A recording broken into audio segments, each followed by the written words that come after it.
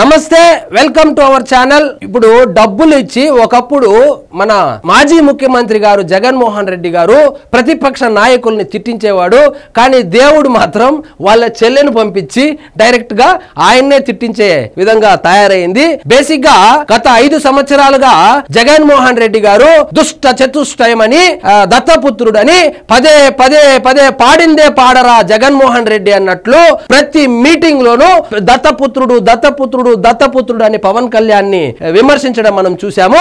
అదే వాళ్ళ చెల్లి ఇప్పుడు వచ్చి మా అన్న మోడీ దత్తపుత్రుడు అని స్వయాన మన షర్మిల గారే మా అన్న గులాంగిరి చేస్తాడు వైఎస్ఆర్సీపీకి అని చెప్పింది। అదేందో ఒకసారి చూద్దాం పదండి। భాజపాకు జగన్ గులాంగిరి, మా అన్న నిజంగా సింగిల్ సింహము కాదు లేదా పులివెందుల పులి కాదు, ఆయన ఏకంగా భారతీయ జనతా పార్టీకి గులాంగిరి చేసేటువంటి ఒక చెంచా అని చెప్పి స్వయాన పిసిసి అధ్యక్షురాలైన వైఎస్ రాజశేఖర్ రెడ్డి గారి గారాల పట్టి అయినటువంటి వైఎస్ షర్మిల చెప్పుకొచ్చారు। మాజీ సీఎం జగన్ భాజపాకు గులాంగిరి చేశారని, వైఎస్ రాజశేఖర్ రెడ్డి ఆశయాలకు తుంగలోకి తొక్కారని పిసిసి అధ్యక్షురాలు షర్మిల ఆగ్రహం వ్యక్తం చేశారు। మా నాన్నగారు జీవిత కాలం రాజకీయాల్లో ఉన్నంత వరకు భారతీయ జనతా పార్టీని వ్యతిరేకిస్తే మా అన్నగారైనటువంటి వారసుడు అని చెప్పుకునే వైఎస్ కు వారసుడు అని చెప్పుకునేటువంటి మా అన్న ఎవరినైతే రాజశేఖర్ రెడ్డి గారు వ్యతిరేకించారో అలాంటి భారతీయ జనతా పార్టీకి నరేంద్ర మోడీ గారికి అమిత్ షా గారికి గులాంగిరి చేశారు, ఆయనేం వారసుడు అని చెప్పి ఆవేదన ఆగ్రహం వ్యక్తం చేశారు। గణతంత్ర దినోత్సవం సందర్భంగా విజయవాడలోని ఆంధ్రరత్న భవన్ లో ఆమె జాతీయ జెండా ఆవిష్కరించారు। అనంతరం మీడియాతో మాట్లాడారు।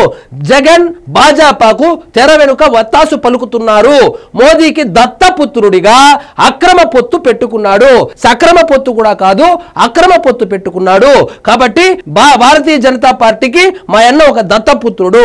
వైఎస్ రాజశేఖర్ రెడ్డి భారతీయ జనతా పార్టీని తీవ్రంగా వ్యతిరేకించేవారు, ఆయన కొడుకై ఉండి వారితో ఎలా పొత్తు పెట్టుకుంటారు, సిగ్గుందా? మన నాన్నగారు బీజేపీని వ్యతిరేకించారు కదా, మరి నువ్వేం చేస్తున్నావు? ఆయన వారసుడు అని చెప్పుకుంటూ పులివేందుల పులి అని చెప్పుకుంటూ సింగిల్ సింహం అని చెప్పుకుంటూ అక్రమ పొత్తు పెట్టుకొని రాష్ట్రాన్ని సర్వనాశనం చేశావని స్వయాన మన వైఎస్ షర్మిల గారు చెబుతున్నారు। అదే విధంగా భాజపాకు దళితులు ఓట్లు వేసి గెలిపిస్తే వారి పట్ల కనీస కృతజ్ఞతా భావం కూడా చూపించడం లేదు। దళితుల దగ్గర ఓట్లు వేయించుకొని ముస్లింల దగ్గర ఓట్లు వేయించుకొని తన ఓటు బ్యాంకు పెంచుకొని ఇక్కడేమో దళితులు మరియు ముస్లింలు వ్యతిరేకించేటువంటి భావాజాలం కలిగినటువంటి భారతీయ జనతా పార్టీకి వాళ్ళ ఆత్మగౌరవాన్ని తాకట్టు పెట్టాడు।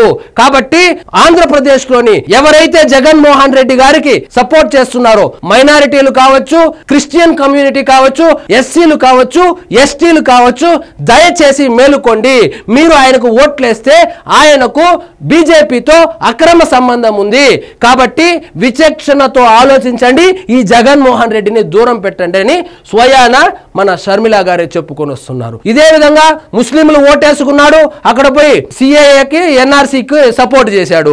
అదే విధంగా ముస్లింలు ఓటు వేసుకున్నాడు, ముస్లింలు వ్యతిరేక బిల్లులు పెట్టినప్పుడంతా అక్కడేమో చెయ్యెత్తొచ్చి ఇక్కడ కడపలో వచ్చి అది ఆందోళన కార్యక్రమాల్లో పాల్గొన్నారు। ఏవైతే వీళ్ళని నమ్మి భారతీయ జనతా పార్టీకి సంబంధించిన వ్యతిరేక ఓటు బ్యాంక్ ఏదైతే ఉందో ఆంధ్రప్రదేశ్ లో అవన్నీ గంపగుత్తుగా జగన్మోహన్ రెడ్డికి వేస్తే ఈ జగన్మోహన్ రెడ్డి తన కేసులను కాపాడుకోవడం కోసము తన స్వలాభం కోసము భారతీయ జనతా పార్టీకి వాళ్ళ ఆత్మ గౌరవాన్ని తాకట్టు పెట్టాడు।